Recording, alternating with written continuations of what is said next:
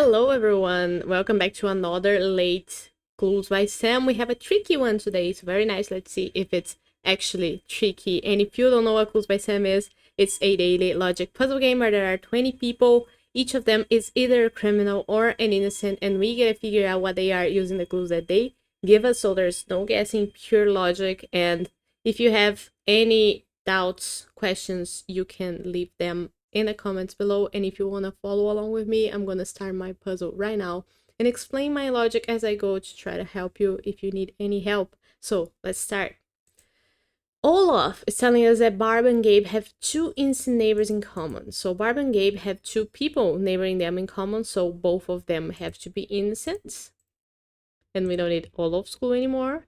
Now Chuck says that Nala is one of 4 innocents in column A. So Nala is for sure an innocent. There's 5 people in column A, so we know that if 4 of them are innocents, there's only 1 criminal. Now Frank, so let's leave Chuck's clue there to remind us of that.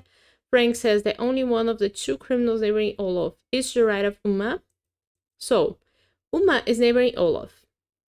To her right, there's 2 people that also neighbor Olaf, and one of them is a criminal. And also, we know that there's 2 criminals total neighboring Olaf, so only 1 more around here. Now, Nala says that 2 people in a corner have an innocent directly to the right of them. So let's think about the 4 people on the 4 corners. There's 4 corners on the puzzle, 4 edges and 4 corners. 1 person in each corner, and 2 of those people don't have anybody to their right. Deborah and Xavier have nobody to their right, so they can't be the people that Nala is referring to.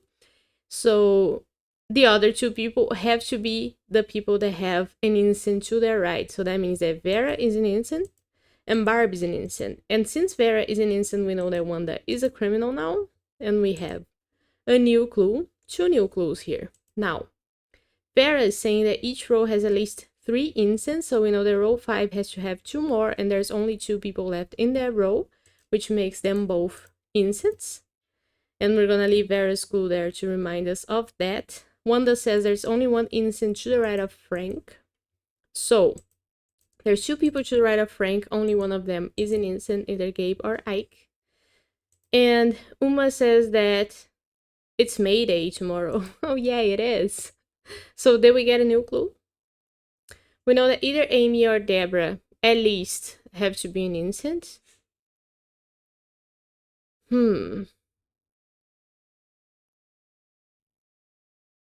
Oh yeah, there's 2 criminals neighboring Olaf, right?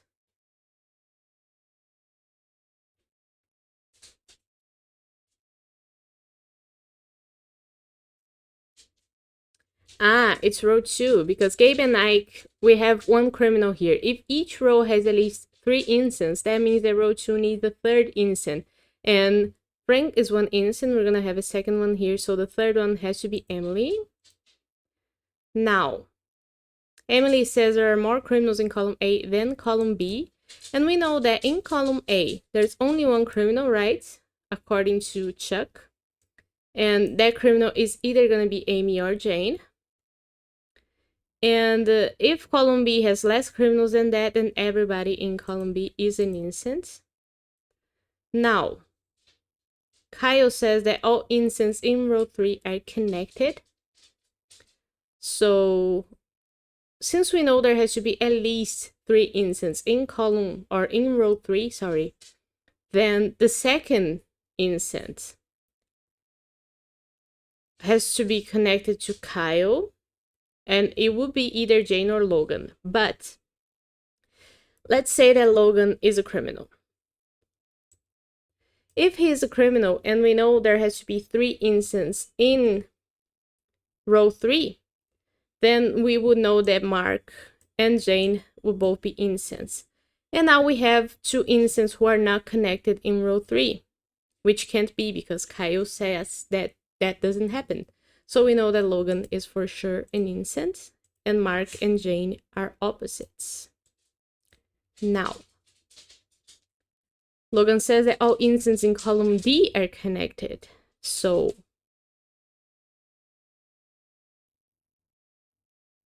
I'll be right back. am back. Okay, so we were at all instances in column D are connected. Okay, first of all, we know that Jane and Paula are opposites, right?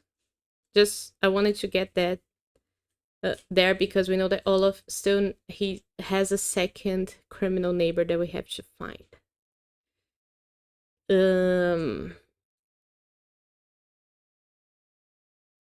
What else?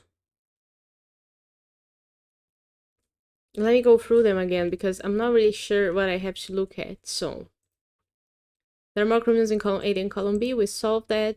One of the two criminals neighboring Olaf, we are aware of that. All instances in column D are connected. Each row has at least 3 instances. So is there a way that we make Thor a criminal? If Thor is a criminal, we know that everybody above him has to be a criminal as well because Xavi is below him and he's an innocent in column D. So no other instance would be connected to him, which would mean that no other people were innocents. And if that's the case, Mark being a criminal makes Jane an innocent, which makes Amy a criminal. Now we have a row with less than 3 instances, so that doesn't work for Thor being a criminal, which makes him an innocent, right? That makes sense to me. Will I be confused by this in the future? Let's see. Thor now says there's an odd number of criminals neighboring Logan. So we have one criminal neighboring Logan for sure here, who's either going to be Gabe or Ike. And could we have both Mark and Paula be criminals so that Logan still has an odd number? If both of them were criminals, that will make Mark and Paula both criminals, Jane an innocent, which is okay. But the same logic that applied to Thor applies to Mark. So both Ike and Deborah would also be criminals. But Jane being an innocent makes Amy a criminal, and now row 1 has less than 3 instances. So no, that doesn't work. Mark has to be an innocent. And because of that, we know that Paula has to be an innocent as well. And because of Paula, we know that Jane is a criminal. Jane being a criminal makes Amy an innocent, which makes... does it make Deborah a criminal? I don't think so. Do we have a new clue? Only one criminal in column C has an instant directly to the right of them. So Wanda is a criminal in column C and she has an instant to her right. So no other criminals in column C could have an instant to their right. And if Gabe were to be a criminal, he would have an instant to his right because him being a criminal makes the person to his right an instant. So Gabe has to be an instant, which makes Ike a criminal. And since we know that all instances in column D are connected, Deborah couldn't be an instant, otherwise she wouldn't be connected to the other instance in column D. So she has to be a criminal as well, and we are done the puzzle. I like it. Good. Very good. And less than 8 minutes. Very nice. I'm really liking these last ones with the different sorts of puzzle, of different clues. I mean, I've said that yesterday, so yeah. Since it's late, I'm gonna leave this here and I'll see you tomorrow for more Clues by Sam, so bye bye.